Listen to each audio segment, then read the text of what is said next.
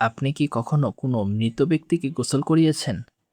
যে মানুষটি কিছুদিন আগেও আমাদের মতোই জীবিত ছিল, কথা বলতো, হাসতো, ভবিষ্যতের স্বপ্ন দেখত, আজ সে নীরব। তাকে ডাকলে সে আর উত্তর দেয় না।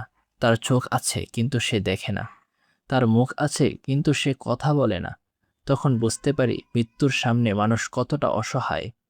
হয়তো সেই মানুষটিও ভাবত, আরেকদিন নামাজ ঠিক করব, পরে তওবা করব, আরও কিছুদিন পর আল্লাহর দিকে ফিরে আসব। কিন্তু তার সেই আরেকদিন আর আসেনি। ভাই, আমাদের কি নিশ্চয়তা আছে আমাদের সেই আরেকদিন আসবে?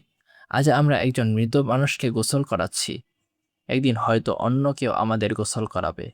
আজ আমরা অন্যের জানাজায় দাঁড়িয়ে আছি, একদিন অন্যরা আমাদের জানাজায় দাঁড়াবে। আর যখন আমাদের কবরের মাটি দেওয়া হবে, তখন সঙ্গে থাকবে না টাকা, বাড়ি গাড়ি কিংবা দুনিয়ার কোনো সম্পদ। সঙ্গে থাকবে শুধু আমাদের আমল। তাই মৃত্যুর কথা মনে করে ভয় পেয়ে বসে থাকবেন না।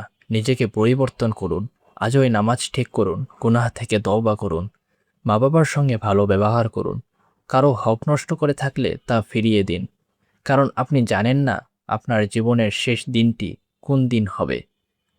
আজ আপনি জীবিত, এটাই আপনার সবচেয়ে বড় সুযোগ।